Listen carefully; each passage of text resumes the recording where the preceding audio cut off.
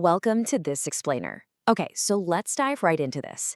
You've spent months, maybe even years, carefully tending to your lemon tree, right? I mean, it's growing fast, it looks incredibly vibrant, but it stubbornly refuses to produce a single flower. Trust me, you're absolutely not alone in this frustration. It is one of the most common issues growers face. But today, we're going to solve it by looking at the fascinating hidden biology happening right beneath the surface. So why is your perfectly healthy, leafy lemon tree completely barren? Well, a tree packed with unusually dark green, glossy leaves might seem like a massive success. You think, hey, I'm doing a great job. But actually, as we're going to uncover today, that super vibrant foliage is a biological warning sign. You might unintentionally be loving your plant to death. And that brings us to the leafy lemon tree problem. You see, while lush green growth looks like the ultimate indicator of health, in the plant world it often means something entirely different. It basically means the plant is so comfortable and well-fed that it has absolutely zero biological urgency to reproduce. The science behind this comfort zone almost always comes down to excess nitrogen. Think of nitrogen like a heavy foot on the gas pedal for vegetative growth. When you have an overabundance of it, your lemon tree is forced to continuously invest its carbohydrates and stored energy into making soft juvenile shoots. It keeps the carbon-to-nitrogen ratio incredibly low, and what that does is it basically locks away the plant's genetic potential for flowering, keeping it trapped in this constant, endless vegetative phase. So, why do trees refuse to bloom? Well, this issue goes way beyond just internal chemistry. Unchecked rapid growth actually builds physical barriers that block the very signals for reproduction. If you could see a high-quality animated cross-section of exactly what happens inside a dense canopy, it would blow your mind.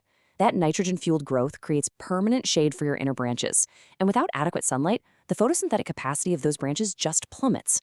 In fact, those shaded inner leaves actually start consuming more energy than they generate.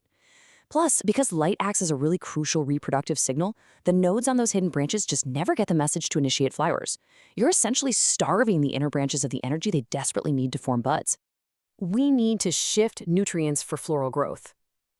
This right here is your first scientific remedy to take back control of your tree's biology. In short, we need to stop feeding the foliage and start forcing the flowers. The absolutely crucial point here is understanding the contrast between these two states. Right now, your tree is stuck in vegetative growth, driven by nitrogen, characterized by soft cellular division, and totally dominated by high growth hormones. We've got to shift the tree into reproductive growth. This state is driven by potassium, it's focused on carbohydrate storage, and it relies on balanced hormones. Basically, we have to actively change the chemical signals the plant is receiving. And here is the step-by-step biological hack to make that shift happen. Step 1, temporarily cut out nitrogen completely to just halt that endless leaf expansion. Step 2, increase potassium. Now, potassium doesn't promote leaf growth. Instead, it regulates enzyme activity and sugar movement.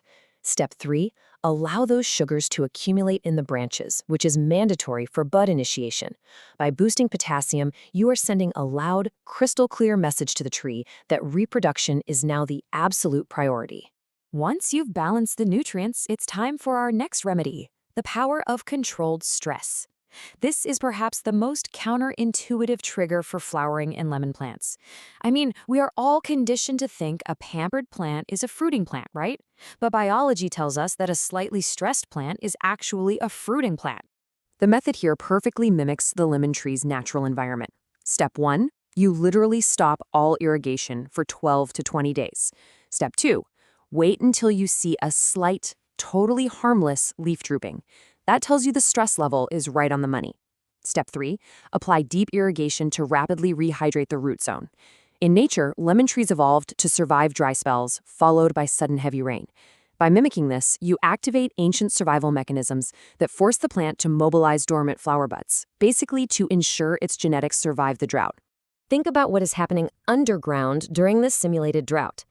Relaxed roots in constantly moist soil signal to the plant that conditions are perfectly stable, leading to uninterrupted leaf growth. There's no biological panic at all. But stressed roots, they experience declining growth hormones and immediately start prioritizing carbohydrate storage. When you suddenly return that deep irrigation, the physiological contrast is huge. It results in this synchronized, incredibly dense canopy bloom that looks just like those high-quality photos of prize-winning orchards. Next up, hacking hormones with branch bending. Now, I know it sounds crazy, but physically altering the shape of your plant's branches directly manipulates its internal chemistry. To understand exactly why this works, we really have to look at auxin. Auxin is a primary growth hormone produced right at the growing tips of the shoots, and it naturally flows vertically downward.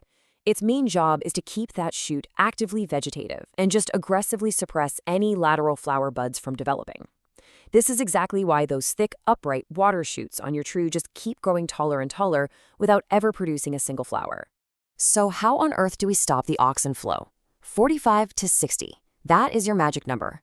If you take a vertical branch and gently tie it down to an angle of 45 to 60 degrees, you instantly disrupt that gravity-fed downward flow of auxin. Weakening that apical dominance releases those suppressed lateral buds straight from their hormonal prison.